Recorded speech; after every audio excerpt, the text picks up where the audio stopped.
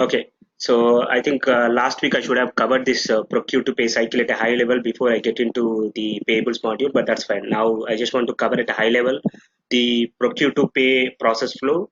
And in the procure to pay process flow, you can see there are a couple of modules which are involved in P2P flow, which is purchasing, inventory, payables, and cash management. But as part of our training sessions, I'll be covering only the AP and cash management module.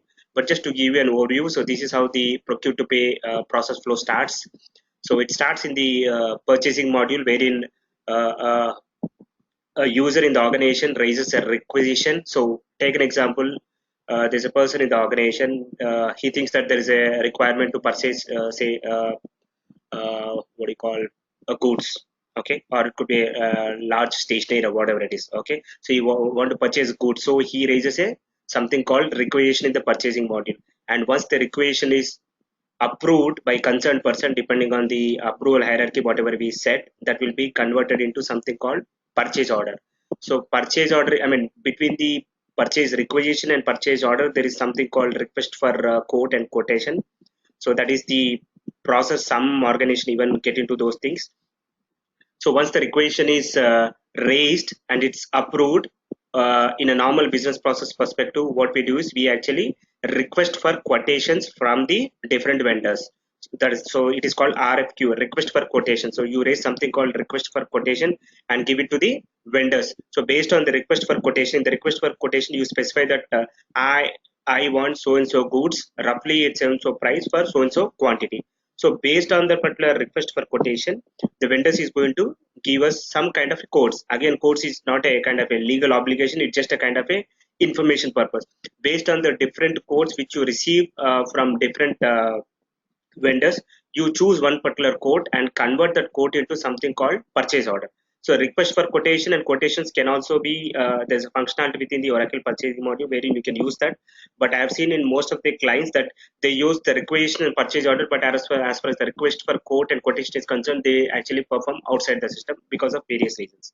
Okay, so purchase requisition, and once the purchase requisition is approved, then we raise request for quotation and send it to different vendors. And based on the request for quotation, quotation is actually provided to us by different vendors, and based on the quotation we actually convert it into a purchase order. Purchase order is actually legal obligation, so we send this purchase order to the vendor.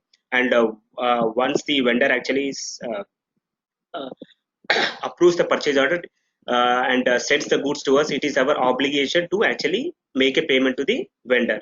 So purchase requisition, request for quotation, quotation, purchase order, and based on the purchase order we send the purchase order to the vendor. Based on the purchase order, he is going to send us the goods, so that raising of the receipt or receiving of those goods happens in the inventory module.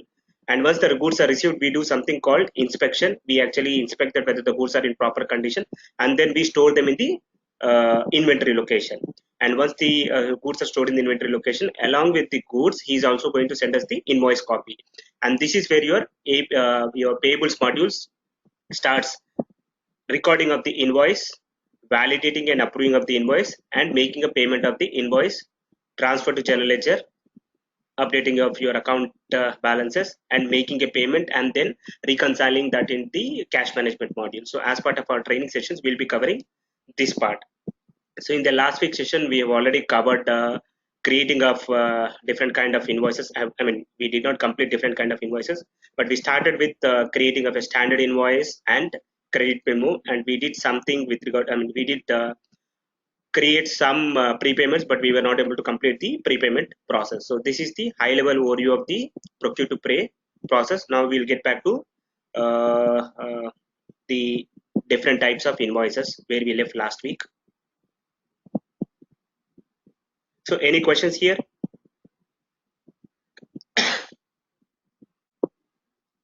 Okay, I assume no.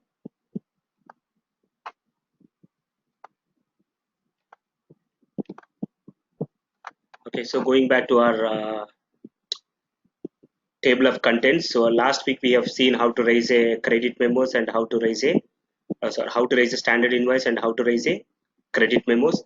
And also I even did a couple of prepayments, but I was not able to make the payment of the prepayment, because before we proceed to the making a payment of the prepayment, we should do some setups regarding the payment. Okay, so today we will see the other kind of invoices, and then we get into the payment functionality. So other kind of invoices will be a debit memo, mixed invoice, withholding tax invoice, expense reports. Of course, I will not be able to show you the expense report, but I can give you an overview of the expense report in a while. Okay, so first we'll start with the debit memo. So navigate to your payable superuser Reliance postpaid INR. That's our responsibility. So last week I had explained you the difference between the debit memo and credit memo. Can somebody let me know what is the difference, and in what scenario we raise the credit memo, and under what scenarios we raise the debit memo?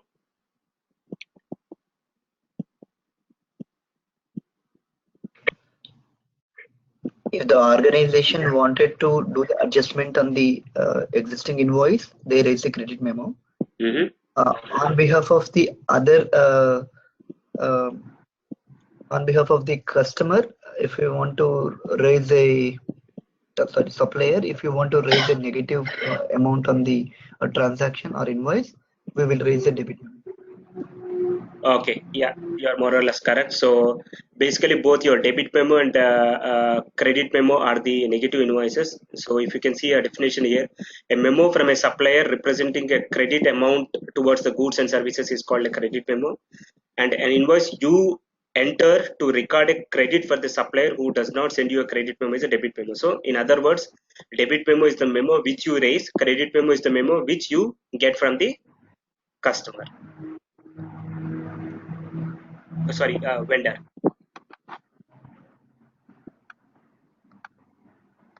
So first we'll raise a standard invoice, and then we'll proceed with the credit memo and then the debit memo. Okay. So ABC vendor, supplier site, ABC Ahmedabad, invoice date is today's date,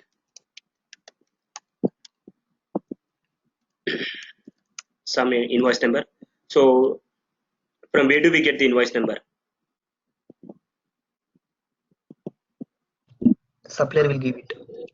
Yeah, so you will have the copy whenever you, as I said, like in AP, you are not generating the invoice, you are recording the invoice. So when you are recording the invoice, you are recording the invoice by looking at the copy of the invoice which you received from the vendor. So the vendor copy, the hard copy will have all those details. So you are just looking at the hard copy and entering these details, the invoice number as well as the invoice date, invoice amount,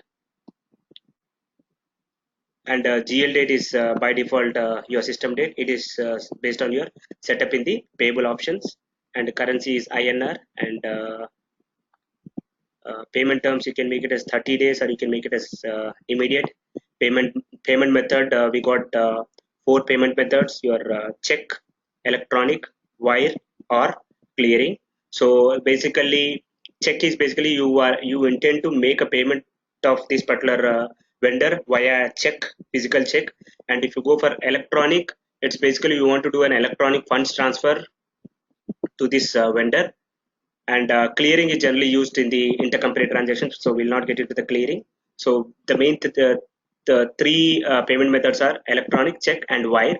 So wire is basically a kind of payment method wherein you did make the payment to the vendor outside the system, but you just want to record that within the system. You use the payment method of wire. So when you say outside the system, you would have made a payment of cash, or you would have actually given him kind of a check which is not recorded in our Oracle. So it's kind of a personal check or something else wherein you made a payment to the vendor, and but you want to record that particular payment, then you use the payment method of wire. Okay.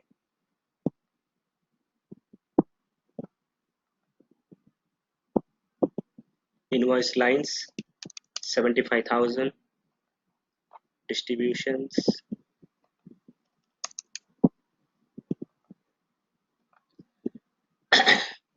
so the expense account where you want to charge this particular amount. So I just want to use some expense of say office supplies. Office supplies is nothing but a kind of a purchase of stationery. So can anybody tell me what will be the journal entry which system will generate for this invoice?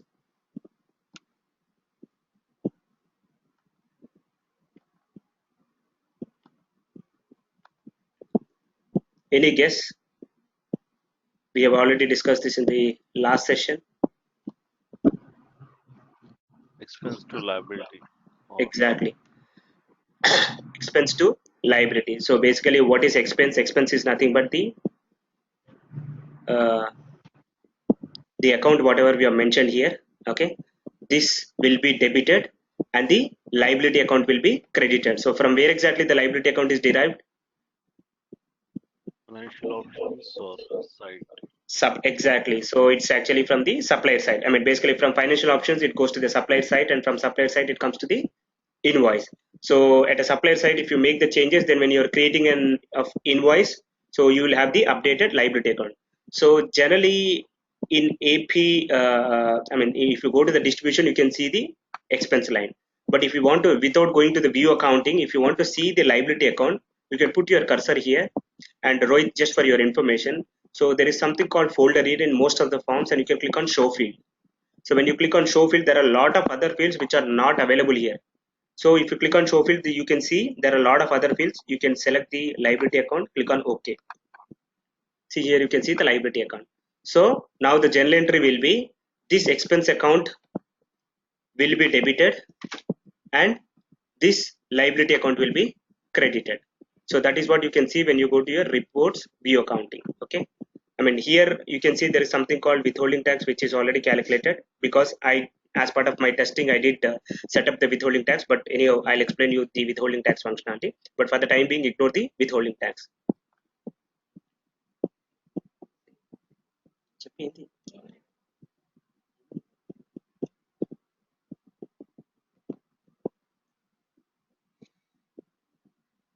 Okay, so this is the standard invoice. Okay, now try to create the credit memo.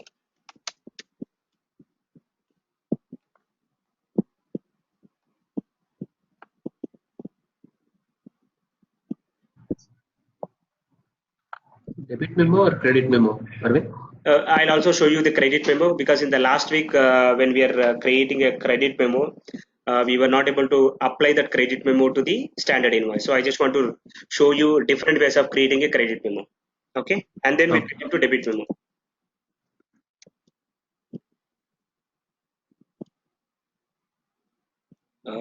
Credit memo, again this number will be we can see the number from the actual copy of the invoice received from the credit memo received from the vendor. So it could be say something like ABC CM 5000, and it should be a negative amount. So I want to create a credit memo for 75,000.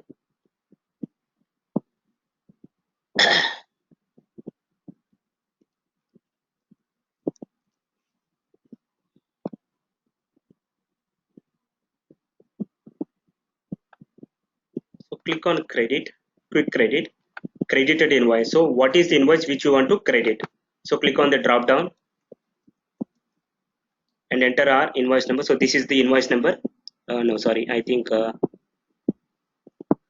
what did we say? ABC 5000, right? Sorry, is what ABC 5000? Yeah. Why that's not coming up?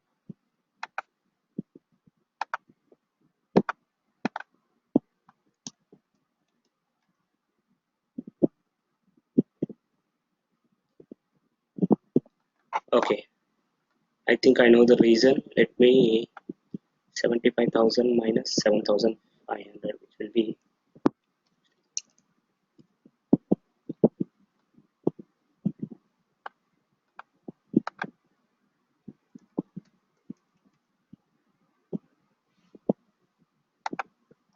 why is it not coming up?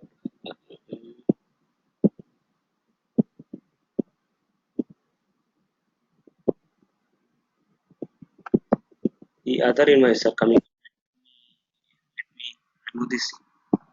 Is it invalidated? It's validated.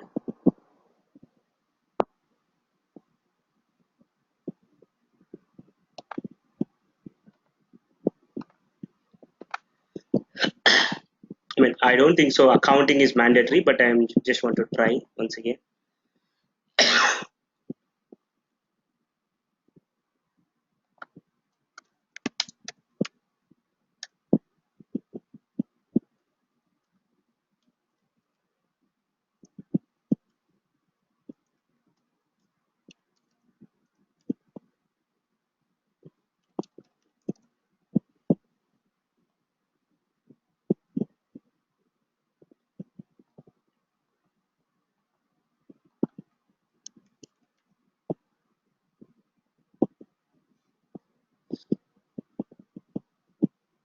Okay, for some reason, other invoices are coming up, but not this particular invoice.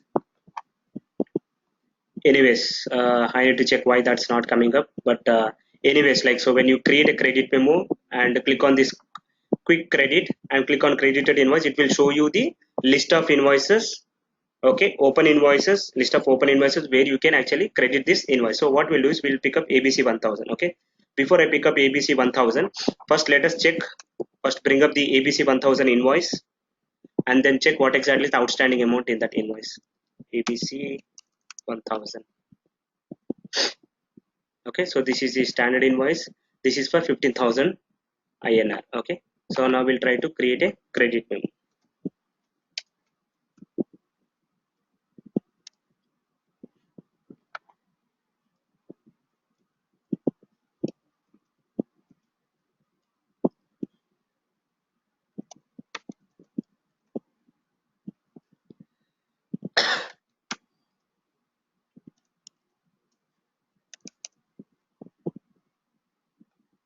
So this is for 15,000. So minus 15,000.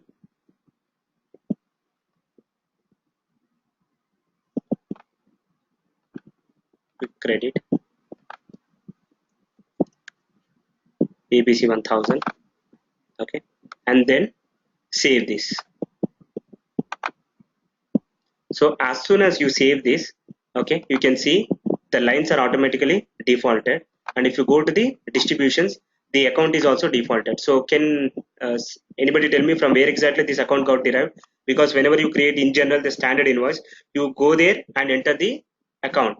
But now in this case, automatically it got derived. Can anybody tell me like how this got derived? Because of the original invoice expense to be cleared Exactly. off. Exactly. So as you are creating a credit memo against the original invoice, whatever the expense account, whatever we have entered in the original invoice, the same account gets defaulted here. So now you can check the go to the original invoice, put your cursor here, click on distributions. You can see this is the expense account which is mentioned in the original invoice. So the same expense account got defaulted there. And here you can see the amount as minus 15,000. And now you can click on actions, validate. Okay. So it is now validated. So now we got plus 15,000 and minus 15,000. So the net impact is 0. So this is how you create a credit memo against the standard invoice. If you want, you can even create a standalone credit memo. So when I say standalone credit memo, just enter all the details, including the lines and distributions. Don't select this quick credit memo, but create a credit. Don't select this quick credit, but create a credit memo with exactly the same data, same vendor, same supplier site, and other details. Okay, with the same amount, and then enter. It is called a standalone credit memo, but even that is also fine, because when you are actually making the payment, especially through a payment batch, you select the original invoice and this particular credit memo. So original invoice is 15,000 and the credit memo is minus 15,000, so the net impact is actually 0. Okay, so that is the other way of creating a standalone credit memo.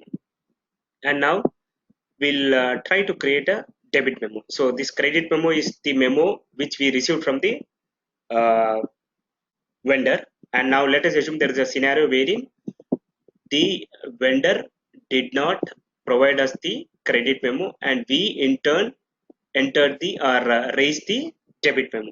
Okay.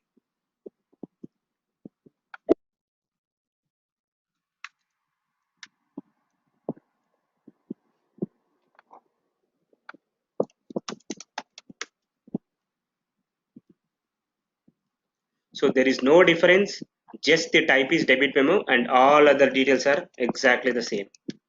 Okay.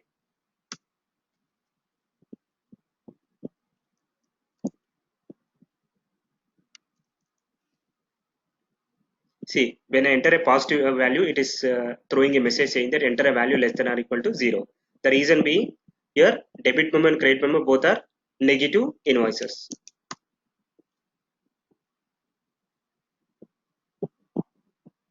Invoice number ABCCM 100 is similar to this credit memo or debit memo. You are entering a credit memo or debit memo for the same supplier side currency and amount as an existing debit or credit memo. Verify that this is not a duplicate. This is only just a note.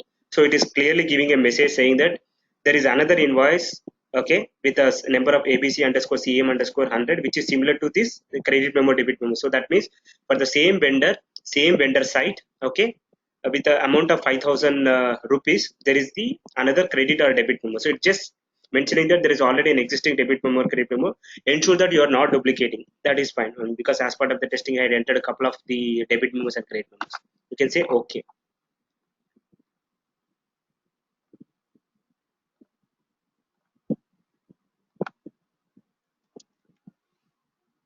Okay. So I'm picking up ABC 500. That's my existing invoice. So now try to save this. So that ABC 5,000 invoice is for sorry, what is that number? ABC 500 invoice is for 105,000 rupees. Okay, so I just entered 5,000, but it should be 105,000 rupees. Okay, save this. So this is how you create a debit memo or credit memo for the full amount. So if you want to create a debit memo, credit memo for the full amount, just go for this quick credit. Okay.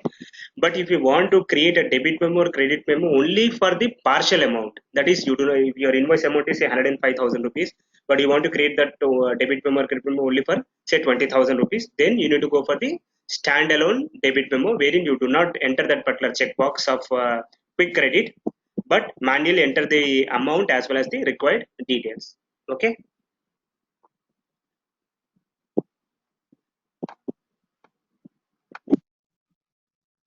So any questions with regard to debit memo or credit memo before I proceed with the next type of invoice? Okay. No. Sorry. No worries. Okay. Thanks. Yeah. Okay. So we have covered standard, credit memo, debit memo, and expense report.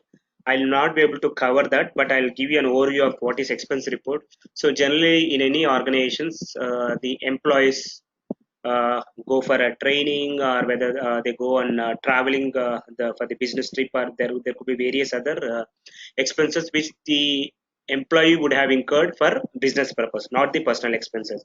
So all the expenses incurred by the employee for the business purpose are entered in something called I expenses module. So every employee will have an access to the I expenses module, and in the I expenses module he'll be entering something called expense reports. And again, there's an approval hierarchy which is set up in the expense module, wherein whether you want the expense report to be approved by your manager, or whether you can use something called AME, approval management engine, and route approvals to different people based on the hierarchy or based on the other rules whatever you set in AME. So once that expense report is approved and it is audited by the concerned accounts payable department, then we run a program called expense report export program, not import, expense report export. So that particular program, once you run that particular program, the expense reports will be exported from I expenses module into AP module, and then all those invoices will be created with invoice type of expense report. So the type of the invoice will be expense report, and who will be the vendor in those scenarios? Employee. Exactly, employee will be the vendor in those resources, because it's an employee. I mean, who is vendor here? Like from our organization perspective, vendor is a person to whom we need to make the payment. So in those scenarios, we need to make a payment to the employees. So hence employee will be created as the vendor. If you remember, there is a checkbox in the financial option, create employee as a vendor. So as we have set that particular checkbox, automatically when you run your expense report export program, an invoice will be created, and the employee will be automatically created as the vendor. If you have not checked that particular checkbox of automatically create employee as a supplier, then when you run your expense report export program, the vendor the your the program will go into an error with an error message saying that the corresponding vendor does not exist in the system. Then you need to manually go and create that particular employee as the vendor in the vendor screen, and then you need to rerun the program. So once you rerun the program, that will be successful, and then the expense report will be created. Make sense? Yeah. Okay. Yes. So that's with regard to expense report, and I'll come to the prepayment a bit later. Okay, and there is something called retainage release. Retainage release. Even this retainage release also we will not be able to test that. The reason being, the retainage release is a invoice type which will be created through something called complex purchase order. So in purchasing module, you set up a purchase orders, and there are some kind of a complex purchase orders. So once you set up the complex purchase order, based on that we create something called retainage invoice. So at a high level, if you ask me what is retainage release, basically, if there's a vendor, okay, there are certain kind of business scenarios wherein we what we say is, for whenever you create an invoice, out of each invoice you say that I want to retain 10% of the invoice amount. Okay, for the there could be a say new vendor.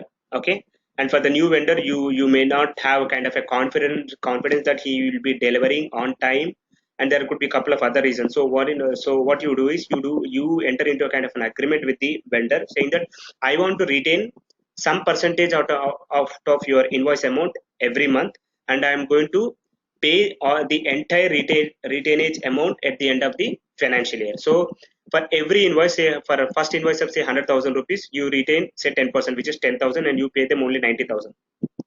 And for the second invoice, which could be say 200,000 rupees, you again retain say 10%, which is 20,000, and you pay him only 180,000, and so on. So every month, or like for every invoice, you retain some percentage and pay the remaining amount. So that particular retainage amount, whatever is being set aside, will be paid at the end of the financial year. And of course, there are a couple of other steps or the setups which you need to do in order to use that retainage release functionality. Okay. And the next thing is withholding tax and mixed invoice. So first we'll talk about mixed invoice, and then we'll get into the withholding tax. So mixed invoice. Mixed invoice, as the name itself says, I mean, in the case of standard invoice, you can enter a standard invoice with only positive amount. Debit memo or credit memo, you can enter only negative amount. And in the case of mixed invoice, if you select the type as mixed, then you can enter a positive amount or negative amount. If you enter a positive amount, it will be kind of a standard invoice, and if you enter a negative amount, it will be kind of a credit memo or debit memo.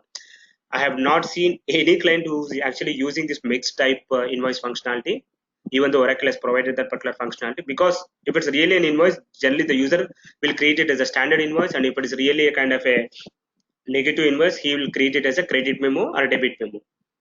Anyways, we'll just create one mixed invoice, and then we'll proceed further. I don't see any real reason why users will be using this, even though Oracle has given this functionality. So you can observe, okay, mixed invoice, I can say ABC mixed 1000. So here you can see I enter a positive amount, it accepted when I do a tab. I enter a negative amount, it accepted when I do a tab. So it accepts both positive as well as the negative. Okay, so we'll just go for the positive amount, say 10,000 rupees. And there is no other special things, it's like more or less the same thing whatever you enter for your any other standard invoice. Go to the lines, and what is the invoice amount? 10,000. Go to the distributions,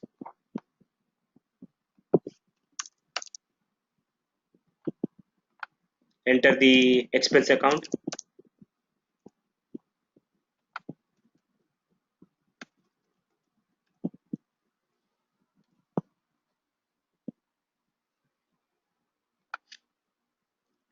save this,